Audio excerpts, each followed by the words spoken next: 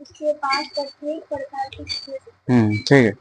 बिल्लू के पास 1 रुपए, 2 रुपए एवं 5 रुपए के कुल 160 सिक्के हैं, ठीक है। ऐसा कुछ बोला है ना। बैग को रख दो ना इधर, यहाँ पे रख दो बैग। बिल्लू के पास 1 रुपए, 2 रुपए और 5 रुपए के कुल कितने सिक्के हैं।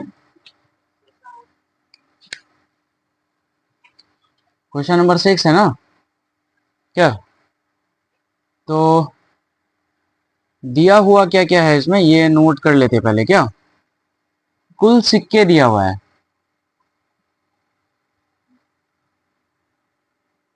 कुल सिक्के कितने हैं 160, है ना। और पढ़ो और क्या बोल रहा है। मूल्य 300। एंड उसका मूल्य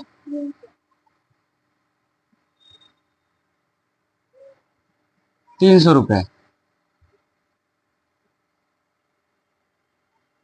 मूल्य 300 है, ठीक है। ठीक यही है। तो और आगे क्या बोला। अब यहां से बोल रहा है यदि 2 रुपए के सिक्कों की संख्या 5 रुपए के सिक्कों की संख्या की तिगुनी, ठीक है, तो उसके पास प्रत्येक प्रकार के कितने सिक्के हैं। अब देखो, अब यहां से समझो, ठीक है। हम लोग मान लेंगे यहां से, माना कि, अच्छा इसको पहले ऐसे समझो, वो सिक्के टोटल कितने हैं, 1 रुपए के सिक्के हैं, ठीक है, 2 रुपए के सिक्के हैं और 5 रुपए के सिक्के हैं।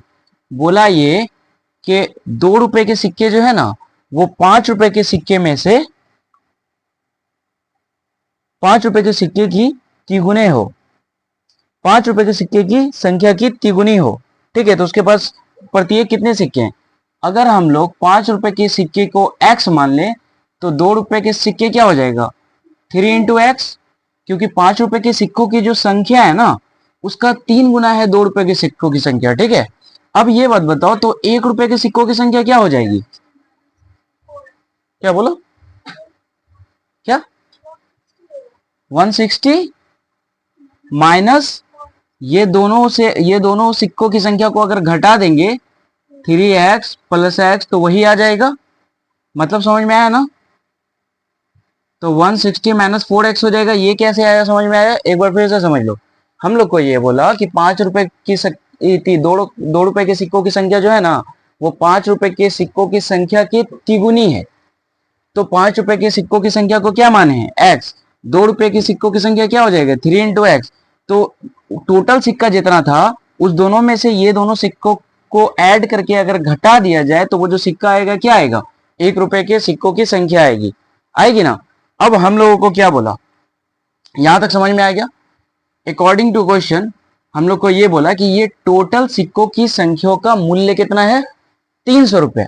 अगर हम लोग ऐसा लिखें कि 1 रुपए का टोटल सिक्का कितना है, ये है ना, यही है ना सिक्कों की संख्या। तो इसको हम लोग ऐसे लिख सकते हैं 160 - 4x प्लस 2 रुपए के सिक्कों की संख्या कितना है बताओ, 3 × x प्लस 5 रुपए के सिक्कों की संख्या कितना है 5 × x, है ना। और ये टोटल सिक्कों को जब जोड़ दिया जाता है, तो उसका मूल्य कितना हो जाता है, ऐसा ही कुछ बोला ना।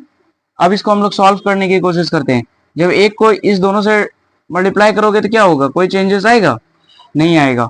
2 × 3 = 6x प्लस 5x, यहाँ पे हो जाएगा 300, है ना। अब देखो, घटा दो या डायरेक्ट सॉल्व कर देते हैं, 160 को उधर भेज देते हैं।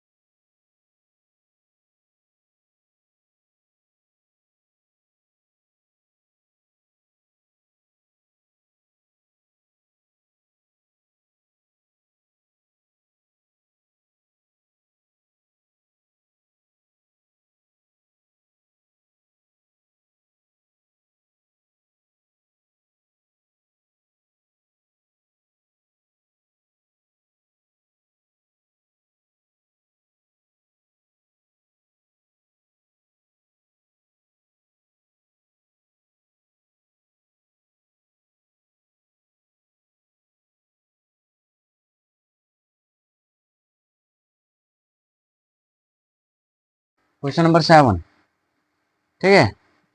क्या बोल रहा है क्वेश्चन नंबर 7 में, एक बार पढ़ लो तो, करो। ने अपने 3 संतानों के बीच अपनी संपत्ति का बंटवारा 1:2:3:6 अनुपात में करता है और अपने लिए 1,00,000 रुपए रखता है। यदि उसकी कुल संपत्ति 2.5 लाख रुपए की हो तो प्रत्येक संतान को हिस्से के रूप में क्या मिला? ठीक है, चलिए। बोला कि एक पिता जो है 1:2:3 में अपने संतान को बांट रहे हैं, ठीक है, मतलब कि बंटवारा करते हैं। तो मान लेंगे हम लोग, अच्छा पहले दिया हुआ क्या है वो लिख लेते हैं। दिया हुआ है कुल संपत्ति,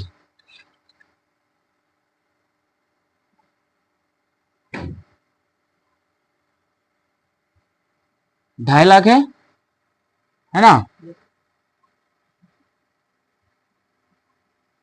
ठीक है, सही है, यही है ना जी।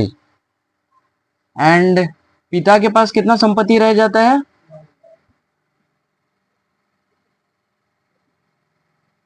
यही है। तो अब एक बात बताओ कि बचा हुआ संपत्ति कितना रह गया है?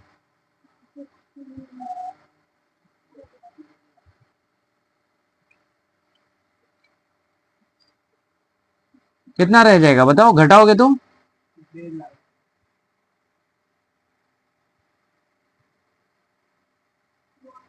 1.5 लाख, यही ना, ठीक है, कोई दिक्कत? 1.5 लाख बचा हुआ है। अब इस 1.5 लाख में से बांटना है अपने पूरे सभी संतान को, है ना। तो 3 संतान है, मान लेते हैं, माना कि पहली संतान 1 अनुपात क्या है, 2:3। तो पहली संतान को मान लेते हैं x, मतलब कि 1x, तो 1 इंटू एक्स ऐसे मानेंगे, तो ये तो x ही हो जाएगा। दूसरी संतान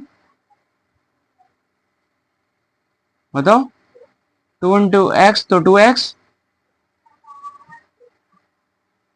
तीसरी संतान 3 इंटू एक्स तो 3x, ठीक है। अब हम लोग को अकॉर्डिंग टू क्वेश्चन ये बोला कि ये तीनों को जोड़ने के बाद जो आ रहा है वो इतना आ रहा है, यही ना, यही ना वैल्यू है। तो सबको ऐड कर दो, x plus 2x plus 3x बराबर कितना, तीनों को इसी में बांट रहा है, यही 1.5 लाख में, ठीक है। यहां पे जोड़ोगे तो कितना आ जाएगा, 6x आ जाएगा। x बराबर कितना आ जाएगा बताओ, काटो तो इसको, कितने बार में कटेगा, 6 दूनी 12, 6 पंचे 30, ठीक है। तो x बराबर कितना आ गया, 25,000। इसका मतलब अगर हम लोग देखें तो हम लोग इधर से इधर आ जाओ थोड़ा सा। अब हम लोग निकाल सकते हैं, पहली संतान को कितना मिला, x है ना, मतलब 25,000। दूसरी संतान को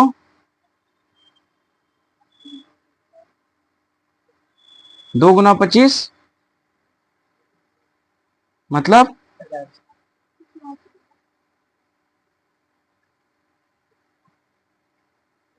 ठीक है, 50,000। इसको 25,000, 50,000, और तीसरी संतान को बताओ, 3 इंटू 25, इसको जब मल्टीप्लाई करेंगे 75 होगा ना, 25 तो 75 होता है, ठीक है। ये तो यही हो जाएगा हम लोग का आंसर, एक बार देख लो, समझ में आया क्या ये, कोई दिक्कत है ना। कर लीजिए। देखो सबसे पहले एक चीज समझो यहाँ पे कि किसी भी संख्या का गुणज क्या होता है, और कोई भी संख्या का अगर लगातार गुणज बोले तो उसको हम लोग कैसे समझ सकते हैं। कोई संख्या अगर x है तो इसका लगातार क्या हो जाएगा, x+1, x+2, x+3, x+4। ये क्या क्यों हुआ, कैसे हुआ, ऐसे समझो। मान लो कि एग्जाम्पल, लगातार का मतलब होता है कि वो एक एक एक एक करके एक सीक्वेंस में हो, ठीक है, सीक्वेंस फॉलो करना चाहिए। अगर हम 6 लें तो 6 के बाद 7 हो, 7 के बाद 8 हो, 9 लें तो 9 के बाद 9 के बाद 10 हो, 10 के बाद 11 हो, ठीक है। अगर मान लो कि 30 ले तो 30 के बाद 31, 30 के बाद 32। तो एक चीज देखोगे, मान लो कि अगर हमको पता नहीं है कि वो संख्या क्या है, अगर 30 को हम लोग x माने तो ये क्या हो जाएगा, x+1, और ये क्या हो जाएगा, x+2। समझ में आया आपको थोड़ा थोड़ा कि हम लोग गुणज किस तरह से निकाल सकते हैं। कि कोई भी संख्या अगर लगातार है ना तो वो इस तरह से होगा, इसमें या तो एक घट रहा होगा, जुड़ रहा होगा। जनरली हम लोग जोड़ते हैं, आगे बढ़ाते हैं, ठीक है। तो उसी तरह से अब हम लोग क्या करेंगे, यहाँ पे मान लेंगे, माना कि 11 की पहली गुणज। अब क्योंकि ये गुणज 11 की है तो इसको 11 से मल्टीप्लाई करेंगे, 11 इंटू एक्स। 11 की बोलो दूसरी गुणज। तो अब तो समझ में आ गया, क्या करोगे, 11 इंटू x+1, और 11 की तीसरी गुणज। क्या हो जाएगा बताओ, 11 इंटू x+2, ऐसा ही कुछ बोला। अब बोला अकॉर्डिंग टू क्वेश्चन ये 11 की लगातार 3 गुणजों का योग कितना है, मतलब 11x प्लस 11 इंटू x+1 फिर प्लस 11 इंटू x+2, इसका योग कितना है बताओ तो, 231। तो अब इसको सॉल्व कर लेते हैं। यहां से 11x हो जाएगा, इसको मल्टीप्लाई करोगे तो 11x प्लस 11, इसको एक बार इससे मल्टीप्लाई करेंगे, एक बार इससे मल्टीप्लाई करेंगे, फिर 11 को एक बार इससे मल्टीप्लाई करेंगे, एक बार इससे मल्टीप्लाई करेंगे, ठीक है। तो यहाँ पे क्या हो जाएगा, 11x प्लस 22, 11 इंटू 2 22, यहाँ पे 231। देखो यहाँ पे भी 11x, यहाँ पे भी 11x, यहाँ पे भी 11x, जोड़ दोगे तो, अच्छा एक गलती हो गया यहाँ पे हम लोगों से। देखो यहाँ पहले 11x लिखें, फिर 11x प्लस 11, क्योंकि 11 1 से भी मल्टीप्लाई हुआ है। अब यहाँ पे 11x प्लस 22। देखो यहाँ पे भी 11x, यहाँ पे भी 11x, यहाँ पे भी 11x, तो टोटल जोड़ दोगे तो 33x, ठीक है। उसके बाद प्लस 11 और 22, 33 बराबर कितना, 231। तो 33x, यहाँ पे 231 माइनस 33 हो जाएगा, घटाओगे तो कितना होगा बताओ, बताओ घटाओ ना इसको, 231 डिवाइड बाई 33, यहाँ पे कितना आएगा 8, है ना। और यहाँ पे कितना आ जाएगा 9, यहाँ पे 1, 198 x डिवाइड बाय x बराबर 198 डिवाइड बाय 33। इसको सॉल्व करोगे तो कितना आएगा बताओ, कटेगा ये,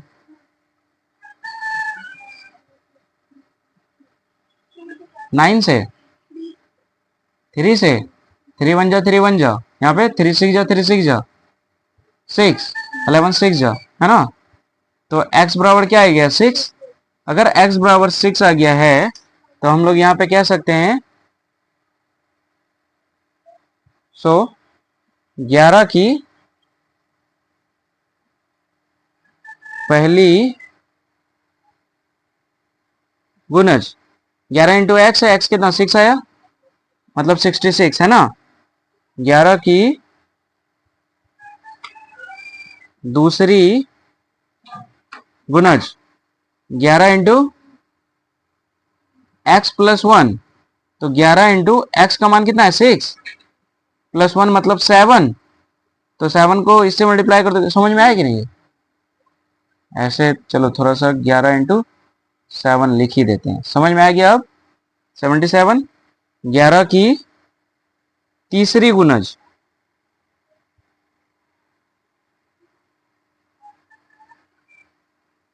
बताओ 11 इंटू एक्स प्लस 2 है ना, तो एक्स कितना है 6 प्लस 2, 6 प्लस 2 8 होगा, 8 को 11 से मल्टीप्लाई करोगे तो 88। देखो तो 66 77 88 है आंसर जी, यही होगा, उतार लीजिए।